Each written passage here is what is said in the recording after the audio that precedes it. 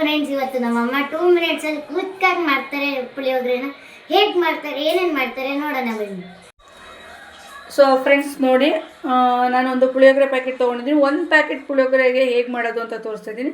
ಒಂದು ಪುಳಿಯೋಗರೆ ಪ್ಯಾಕೆಟು, 3 ಕೆಂಪು ಮೆಣಸಿನ್ಕಾಯಿ, 4 ರಿಂದ 5 ಹೆಸರು ಬೆಳ್ಳುಳ್ಳಿನ ತೊಗೊಂಡು ಜಜ್ಕೊಂಡಿದ್ದೀನಿ.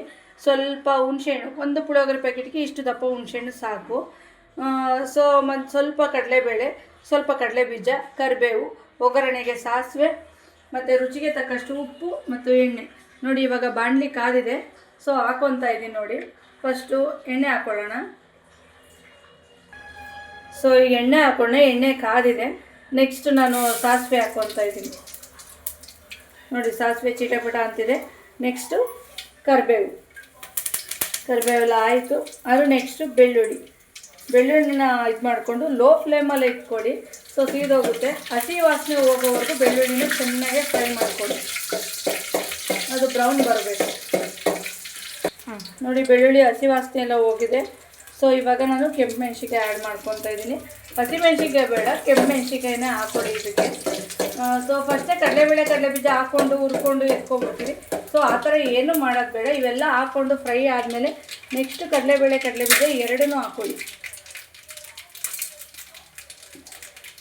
ಎರಡನ್ನೂ ಹಾಕ್ಕೊಂಡು ಲೋ ಫ್ಲೇಮಲ್ಲಿ ಚೆನ್ನಾಗಿ ಬಾಡಿಸ್ಕೊಳ್ಳಿ. ಸೊ ಆಗಿದೆ ನೋಡಿ. ಇವಾಗ ಹುಣಸೆಹಣ್ಣ ಇದು ಮಾಡ್ಕೊಂಡಿದ್ದೆ, ನಾನು ಹುಣಸೆಹಣ್ಣೆನ ನೆನೆ ಹಾಕ್ಕೊಂಡಿದ್ದೆ, ಅದನ್ನು ಕಲಿಸ್ಕೊತಾ ಇದ್ದೀನಿ.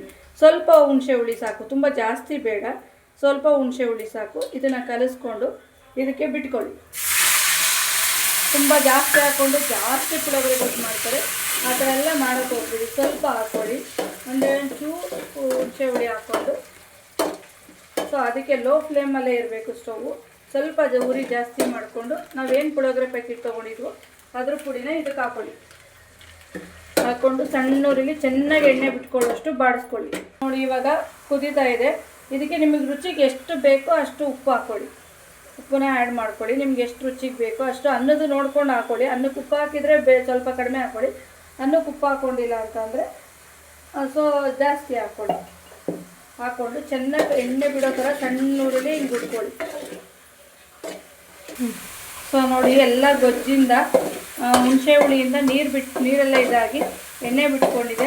ಸೊ ಇದಕ್ಕೆ ಇವಾಗ ನಾವು ಬಿಸಿಯನ್ನು ಮಾಡ್ಕೊಂಡಿರ್ತೀರ ಅದು ಉದುರಾಗಿ ಮಾಡಿಕೊಂಡು.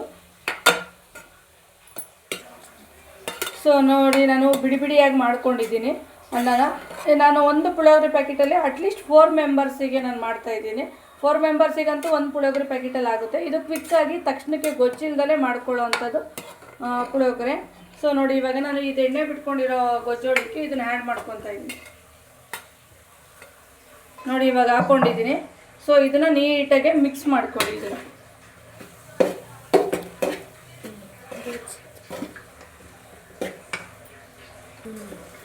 ಅದು ಮಿಕ್ಸ್ ಮಾಡಿ ಇವಾಗ ಆ್ಯಡ್ ಮಾಡಿಕೊಂಡೆ ನಾನು. ಸೊ ಹೇಗಾಗಿದೆ ನೋಡಿ, ಇದು ನೀಟಾಗಿ ಎಲ್ಲನೂ ಮಿಕ್ಸ್ ಆಗಿದೆ. ಸೊ 3-4 ಮೆಂಬರ್ಸ್ಗಂತೂ ನೀಟಾಗಿ ರೆಡಿ ಆಗುತ್ತೆ. ಸೊ ನೋಡಿ ಗೊಜ್ಜು ಸಪ್ರೇಟ್ ಮಾಡ್ಕೊಳ್ದಲೇ ಅದಕ್ಕೆ ಮಿಕ್ಸ್ ಮಾಡಿ ವಿತಿನ್ 2 ಮಿನಿಟ್ಸಲ್ಲಿ ಹೇಗೆ ಮಾಡ್ಕೊಳ್ಳೋದು ಅಂತ ನೋಡಿ. ಹೇಗೆ ಬಂದಿದೆ, ನೀಟಾಗಿ ಬಂದಿದೆ. ಉಪ್ಪು ಖಾರ ಎಲ್ಲ ಕರೆಕ್ಟಾಗಿದೆ, ನಾನು ನೋಡ್ಕೊಂಡಿದ್ದೀನಿ. ಸೊ ನೋಡ್ಕೊಳ್ಳಿ, ನೀಟಾಗಿ ಮಾಡ್ಕೊಳ್ಳಿ. ನಮ್ಮ ಚಾನಲ್ ಇಷ್ಟ ಆಗಿದ್ರೆ ನಮ್ಮ ಚಾನಲ್ಗೆ ಸಬ್ಸ್ಕ್ರೈಬ್ ಮಾಡಿ, ಲೈಕ್ ಕೊಡಿ. ಹೊಸ ಅಡುಗೆ ವೀಡಿಯೋಸ್ಗಳನ್ನ ಡೈಲಿ ಕ್ವಿಕ್ಕಾಗಿ ಮಾಡೋಂಥ ಅಡುಗೆಗಳನ್ನ ತೋರಿಸ್ಕೊಡ್ತೀನಿ. Thank you.